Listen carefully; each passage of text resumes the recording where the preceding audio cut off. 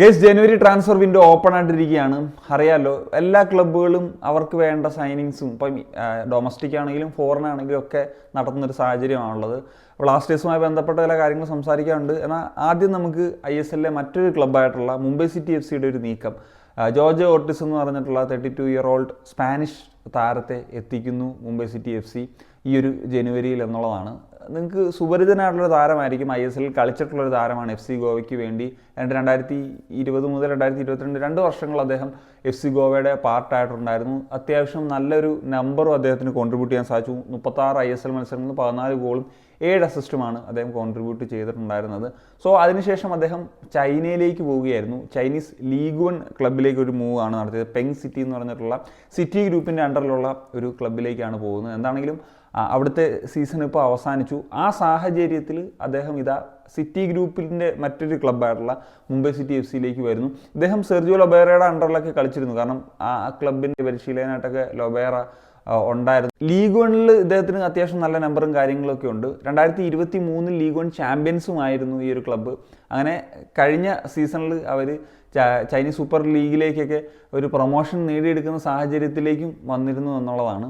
So last സീസണിൽ അദ്ദേഹത്തിന് അത്ര വലിയ നമ്പേഴ്സൊന്നും അവകാശപ്പെടാനില്ല. ആകപ്പാട് കളിച്ചത് 14 മാച്ചസാണ്. 2 ഗോൾ 1 അസിസ്റ്റ് എന്ന് പറയുന്ന ഒരു നമ്പറാണുള്ളത്. എന്നാലും ISLലെ ഒരു നല്ല ഇംപ്രസീവ് പ്ലെയർ എന്ന രീതിയിലാണ് അദ്ദേഹം ഇന്ത്യയിലേക്ക് തിരിച്ചെത്തുന്നത്, മുംബൈ സിറ്റി FCയിലേക്ക് എത്തുന്നത്. ജെറമി മെൻസോറോയുടെ പകരക്കാരനായിട്ടായിരിക്കും ഒരു വിദേശി എന്ന നിലയിൽ അദ്ദേഹത്തെ രജിസ്റ്റർ ചെയ്യുക എന്നുള്ളതാണ് അറിയുന്നത്. മാർക്കസ് ആണ് ഇത് റിപ്പോർട്ട് ചെയ്തത്. സ്റ്റിൽ മെഡിക്കൽ കാര്യങ്ങളൊക്കെ പെൻഡിങ് ആണ്, ഇങ്ങനെയൊക്കെയുള്ള കാര്യങ്ങളും ഉണ്ട്.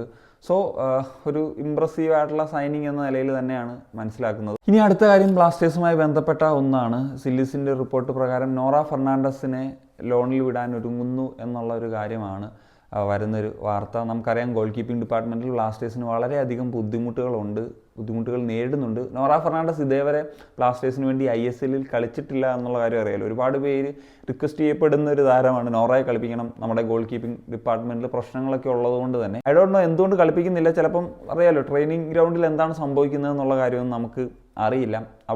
അവിടെ ഇമ്പ്രസ് ചെയ്താലാണ് അവർക്കൊരു ഓപ്പർച്യൂണിറ്റി കിട്ടുന്നത്. നമുക്കറിയാമല്ലോ, ഇപ്പം സച്ചിൻ ഇഞ്ചുറി ആയിരുന്ന ആദ്യത്തെ സമയത്തുമൊക്കെ കളിച്ചിരുന്നത് സോംകുമാറാണ്. ആ ഒരു സാഹചര്യത്തിൽ ഇപ്പം സോംകുമാറും പിന്നീട് ISL വന്ന് മിസ്റ്റേക്സും കാര്യങ്ങളൊക്കെ വരുത്തി, സച്ചിൻ മിസ്റ്റേക്സ് വരുത്തുന്നുണ്ട്. ഈ ഒരു സാഹചര്യത്തിലും നോറയെ പരിഗണിക്കുന്നില്ല. അപ്പോൾ അത് എന്തുകൊണ്ട് എന്നുള്ളത് നമുക്ക് ആ ഒരു ആസ്പെക്റ്റിൽ ചിന്തിക്കേണ്ടിയിരിക്കുന്നു. കോച്ചിങ് സൈഡിലൊരു ഇതിൽ ചിന്തിക്കേണ്ടിയിരിക്കുന്നു. അപ്പം ഇതിന് പകരം മറ്റൊരു ഗോൾ കീപ്പർ വരും എന്നുള്ളതും ഈ ഒരു റിപ്പോർട്ട് ചെയ്യുന്നുണ്ട്. അപ്പം അത് നമുക്ക് പ്രതീക്ഷയോടെ കാത്തിരിക്കാം. എന്താണെങ്കിലും ആരാകുമെന്നുള്ളതൊന്നും അറിയില്ല. പക്ഷേ ഒരു എക്സ്പീരിയൻസ്ഡ് ഗോൾ കീപ്പർ നമുക്ക് ഈ ടീമിൻ്റെ ഗോൾ കീപ്പിംഗ് ഡിപ്പാർട്ട്മെൻറ്റിൻ്റെ ഒരു സ്റ്റെബിലിറ്റിക്ക് അനിവാര്യത തന്നെയാണ്. അടുത്തൊരു കാര്യം എന്ന് വെച്ച് കഴിഞ്ഞാൽ, എയറിലുള്ള ശക്തമായിട്ടുള്ള റൂമറാണ് കേരള ബ്ലാസ്റ്റേഴ്സ് ഒരു വിദേശ താരത്തെ കൂടി കൊണ്ടുവരാനായിട്ട് ഒരുങ്ങുന്നു എന്നുള്ളത്. സോ ഈ വാർത്ത വന്നതിന് പിന്നാലെ മറ്റൊരു വാർത്ത കൂടി വന്നിരുന്നു. അപ്പോൾ ക്വാമി പെപ്പറ ഒരുപക്ഷെ ലോണിൽ പോയേക്കാം, I-League ക്ലബിലേക്ക് ലോണിൽ പോയേക്കാം, ഇങ്ങനെയൊക്കെയുള്ള കാര്യങ്ങളൊക്കെ. ഈ ഒരു സീസണിൽ അദ്ദേഹം 15 മത്സരങ്ങളിൽ നിന്ന് 4 ഗോളാണ് അടിച്ചിട്ടുള്ളത്. അത്യാവശ്യം പെർഫോമൻസ് നടത്തിയിട്ടുണ്ട്. ലാസ്റ്റ് സീസണെ അപേക്ഷിച്ച് നോക്കുമ്പോൾ ഈ സീസൺ കുറച്ചും കൂടി ബെറ്റർ ആയിരുന്നു. പക്ഷേ ഒരു കാര്യം എന്ന് വെച്ച് കഴിഞ്ഞാൽ, ഇദ്ദേഹം ഒരു സെക്കൻഡ് ഹാഫിൽ വന്ന് കളിക്കുന്നൊരു ഇമ്പാക്റ്റ് ഫസ്റ്റ് 11 അദ്ദേഹം കളിക്കുമ്പോൾ ആസ് എ സ്ട്രൈക്കർ എന്ന നിലയിലുണ്ടോ എന്നുള്ളൊരു ചോദ്യമുണ്ട്. ഞാൻ പറയുന്നത് ഒരു പ്യുവർ നമ്പർ 9 എന്ന നിലയിലാണ്. അതേ പറഞ്ഞ പോലെ ഒരു ഡിഫെൻസീവ് ആട്രിബ്യൂട്ട്, അദ്ദേഹത്തിൻ്റെ വർക്ക് റേറ്റ്, ഫിസിക്കൽ പ്രസൻസ്, ഇതൊക്കെ ഒരു നല്ല കാര്യം തന്നെയാണ്. പക്ഷേ ആസ് എ സ്ട്രൈക്കർ എന്ന നിലയിലും കൂടിയുള്ള ഒരു ഫാക്ടറുണ്ട്. ഈ ഒരു സാഹചര്യത്തിലാണ് മറ്റൊരു സ്ട്രൈക്കറെ കൊണ്ടുവരുന്നതെങ്കിൽ, ഒരു പ്യുവർ നമ്പർ 9 കൊണ്ടുവരുന്നെങ്കിൽ അതൊരു നല്ല നീക്കമായിരിക്കും. ടീമിൻ്റെ ഒരു സ്ട്രൈക്കിംഗ് ഫോഴ്സ് കുറച്ചും കൂടി മികച്ചതാക്കാൻ സാധിക്കും. ഇപ്പോൾ യെസൂസ് ഇല്ലാത്ത സാഹചര്യത്തിൽ നമുക്ക് ഫസ്റ്റ് 11 തന്നെ കളിപ്പിക്കാൻ പറ്റുന്ന ആ ക്വാളിറ്റിയുള്ള ഒരു സ്ട്രൈക്കറെ തന്നെയാണ് നമുക്ക് ആവശ്യം എന്നുള്ളതാണ്. പിന്നെ മറ്റൊരു റൂമർ ഉണ്ടായിരുന്നു, ഈ ക്വാമി പെപ്പറയ്ക്ക് പെർഫോമൻസിൻ്റെ അടിസ്ഥാനത്തിൽ പറഞ്ഞ പോലെ കോൺട്രാക്ട് എക്സ്റ്റെൻഡ് ചെയ്യാനുള്ള എന്തോ സംഭവങ്ങളൊക്കെ ഒരു ക്ലോസിലുണ്ടെന്നുള്ളത്. അപ്പം ഈ സീസണിൽ ഇതിനോടൊപ്പം പറഞ്ഞാൽ 4 ഗോൾസ് അടിച്ചു. അത് എത്ര ഗോളാണ് ആ ഒരു പറഞ്ഞ കോൺട്രാക്റ്റും പരിപാടിയിലൊക്കെ ഉള്ളതെന്നുള്ളത് അറിഞ്ഞുകൂടാ. സോ ഇതിന് ബ്രേക്ക് ചെയ്യാനോ ഇങ്ങനത്തെ ഒരു ലോൺ ഇതിലേക്കൊക്കെ പോകുന്നതെന്നുള്ളത് നമുക്ക് നോക്കണം.